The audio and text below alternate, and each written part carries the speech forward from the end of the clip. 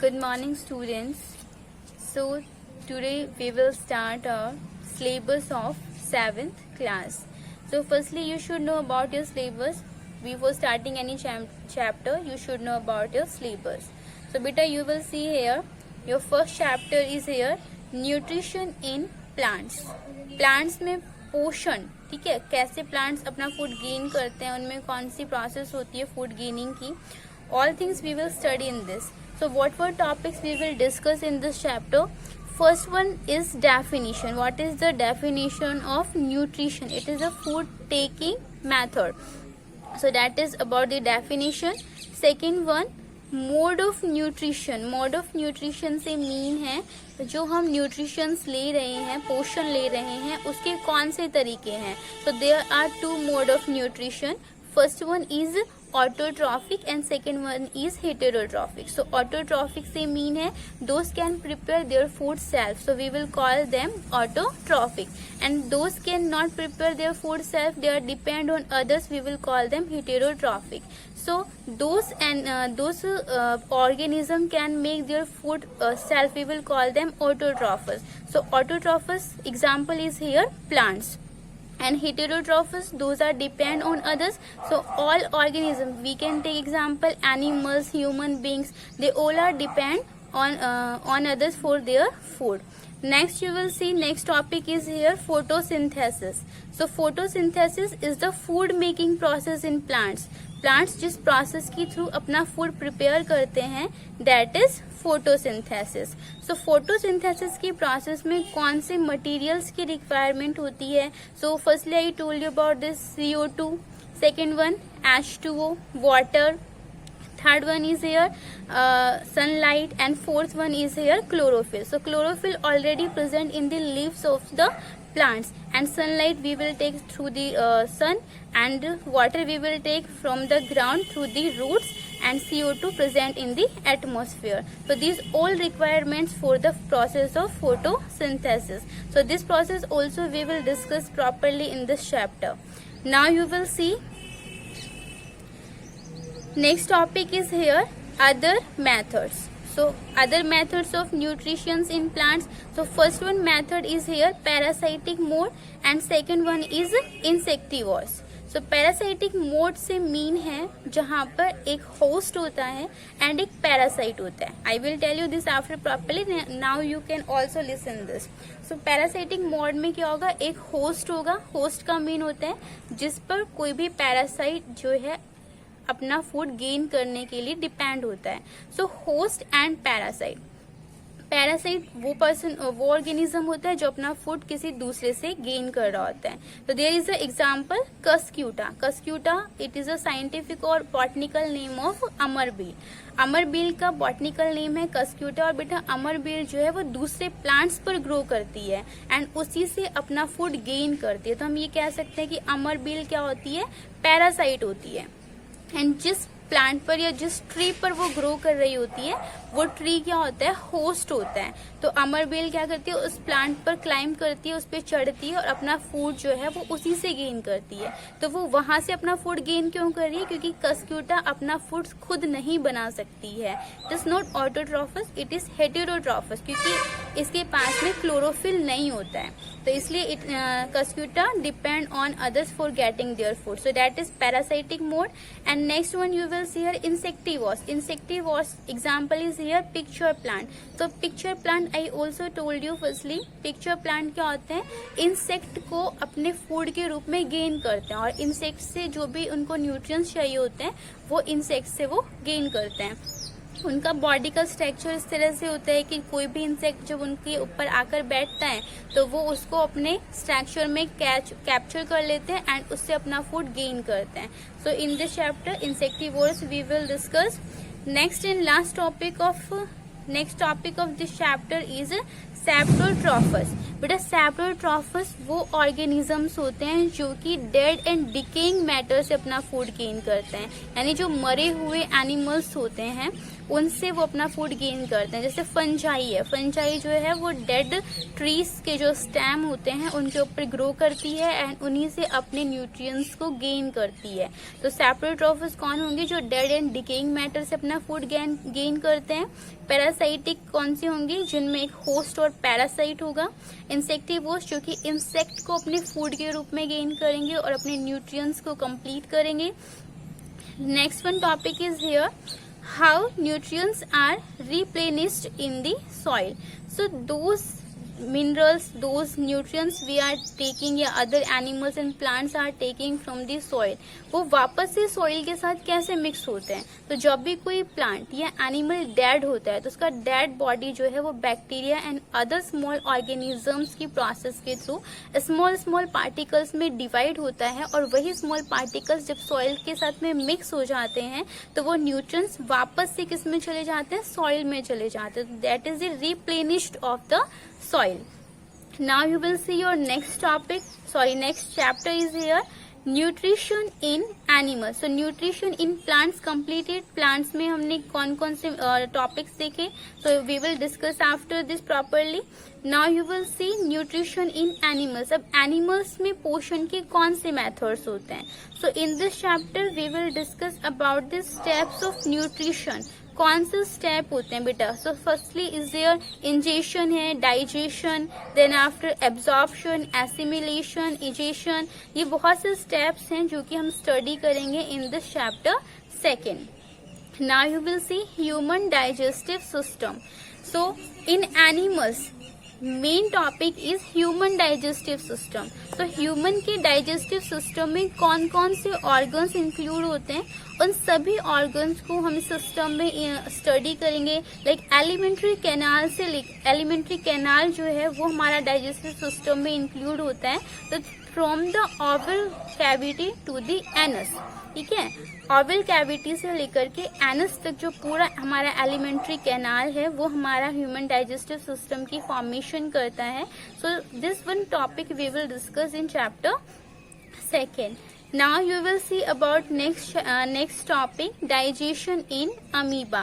So digestion in amoeba, amoeba it is a protozoa and protozoa में digestion की कौन सी process होती है, कैसे वो अपना फूड गेन करते हैं, कैसे उसको डाइजेस्ट करते हैं और कैसे उसको एक्सक्रिएट करते हैं, क्योंकि हर एक organism those are taking food, they have to excrete also, क्योंकि जो वेस्ट मटेरियल है उसको बाहर निकालना भी जरूरी है। तो अमीबा भी क्या करते हैं? एक्सक्रिएट करते हैं। जैसे ह्यूमन बींग्स एक्सक्रिएट करते हैं ऐसे ही अमीबा भी क्या करता है? वेस्ट मटेरियल्स को अपनी बॉडी से बाहर निकालता है। So all this process we will study in digestion in amoeba. Now you will see your next topic, digestion in grass eating animals. Grass eating animals कौन से होते हैं बेटा? Cow and buffalo etcetera. Okay, so उनमें digestion की process क्या होती है? So this one also we will study in the second chapter. Now you will see your third chapter. Third one chapter is here, fibre to fabric. Fibre से कैसे fabric बनता है? Fabric मतलब कपड़ा. तो जो रेशो होते हैं, रेशो से कपड़ा कैसे बनता है? So we will study this one in this chapter. Animal fibres, in this most topic is here. Animal fibres कौन से होते हैं? Like wool and silk, these are animal fibres. फिर एनिमल्स दैट यील्ड वुल, कौन से animals हमें wool provide करवाते हैं? Like rabbit, yak, goat, sheep, these all animals provide us wool. So this one also we will study in this. Processing fibers into wool, कैसे हम fibres, wool fibers हम form कर सकते हैं, उसकी प्रोसेस कौन कौन से स्टेप्स होंगे उसमें. So these all things we will study in this topic. And next one is here silk. Silk also a animal fiber. So about this silk we will study in this chapter. Their life history of silk moth. Silk moth से mean है रेशम का कीड़ा. So रेशम के कीड़े की जो लाइफ हिस्ट्री है, कैसे उसका ओरिजिन होता है, कैसे वो उसकी ग्रोथ होती है, कौन सा फूड वो गेन करता है. So this one all things we will study in this. And from cocoon to silk, cocoon से कैसे सिल्क हमें मिलेगा, सो वो प्रोसेस भी हम इस चैप्टर में स्टडी करेंगे. So that is fibre to fabric. Next chapter you will see chapter 4. Chapter 4 name is heat. So in this we have to study about the temperature. Temperature को हम study करेंगे इसमें. Measuring temperature, temperature को हम कैसे measure कर सकते हैं. So we know very well temperature को किससे measure किया जाता है, thermometer से. So thermometer also we will study in this chapter. So after this we will divide the thermometer in two parts. First one is, there are two types of thermometer. First one clinical thermometer and second one is laboratory thermometer. So thermometer के types भी हम इसमें study करेंगे. And reading a thermometer, कैसे हम thermometer में temperature को major कर सकते हैं. दोनों ही तरह के जो थर्मोमीटर हैं, लैबोरेटरी एंड क्लिनिकल, दोनों ही थर्मोमीटर की रीडिंग जो है हम इस चैप्टर में देखेंगे किस तरह से हम उनको रीड कर सकते हैं. Next topic is transfer of heat. So heat जो है, उष्मा है, वो एक प्लेस से दूसरे प्लेस पर, one place to another place move करती है, ट्रांसफर होती है. तो देयर आर थ्री मेथड्स जिनके थ्रू हीट जो है ट्रांसफर होती है. That is conduction, convection and radiation. So these are three methods. So these all three methods we will study in this heat chapter, and in this also we will study about the land breeze and sea breeze. It is very interesting topic. So when I will teach this chapter, I will tell you about these old topics. Now you will see your next chapter, that is chapter 5th. So chapter 5th, acids, bases and salts. So you will see firstly we have to study their definitions कि acid क्या होते हैं, जो test में कैसे होते हैं, सोर होते हैं, खट्टे होते हैं, we will call them acids. Base के कौन से होंगे, जो टेस्ट में कैसे होंगे, कड़वे होंगे, so we will call them bases. So these all definitions, both definitions we will study in this. Indicators क्या होते हैं, दोस्त हमें इंडिकेट करते हैं, बताते हैं कि कोई भी जो हमारा मटेरियल है वो सॉल्ट है या फिर वो एसिड है या बेस है, उनको उनके बारे में जो बताते हैं उनको हम बोलते हैं इंडिकेटर्स. सो इंडिकेटर्स का definition and natural indicators like turmeric है, लिटमस पेपर है एंड चाइना रोज है, इनको नेचुरल इंडिकेटर्स कहते हैं. तो इन नेचुरल इंडिकेटर्स को भी हम स्टडी करेंगे, इंडिकेटर्स की डेफिनेशन को स्टडी करेंगे. Neutral solution, next topic is here neutral solution. तो न्यूट्रल सॉल्यूशन क्या होता है बेटा, जब हम एसिड और बेस दोनों को मिलाते हैं, मिक्स करते हैं, तो एक ऐसा सॉल्यूशन बनता है जो कि लिटमस पेपर के कलर को चेंज नहीं करता है, उसको ही हम न्यूट्रल सॉल्यूशन बोलेंगे. एंड न्यूट्रल सॉल्यूशन बनाने की जो प्रोसेस है, that is neutralisation. So this one also we will study. And next one, neutralisation in everyday life, कि हमारे हर दिन की लाइफ में कैसे हम न्यूट्रलाइजेशन की प्रोसेस को यूज करते हैं. जैसे आपको पता है, जब हमें एक एंट बाइट करती है तो वो हमारी बॉडी में फॉर्मिक एसिड जो है वो इंसर्ट करती है. तो फॉर्मिक एसिड की वजह से क्या होता है, हमें जलन होती है उस प्लेस पर जहाँ पर हमें एंट ने बाइट की है. तो इन दैट कंडीशन हम वहाँ पर बेकिंग सोडा अप्लाई कर सकते हैं. तो वो बेकिंग सोडा क्या करता है, हमारे पेन को कम कर देता है. So next, so these all things we will study in this chapter. Now you will see your next chapter, physical and chemical change. Physical and chemical change you will see next chapter, 6th one. So physical and chemical change, firstly you know, and in 6th class I told you about the physical and chemical change.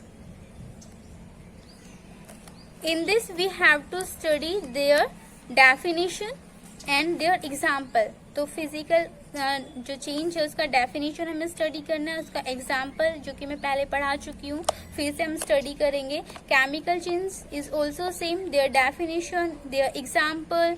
And rusting of iron, it is also example of chemical change. ये chemical change का ही एक example है बेटा. तो इसको भी हम डिटेल से देखेंगे किस तरह से आयरन जो है वो वाटर एंड एयर के प्रेजेंस में उस पर किस तरह से रस्टिंग की फॉर्मेशन हो जाती है. So we will study this one in this chapter.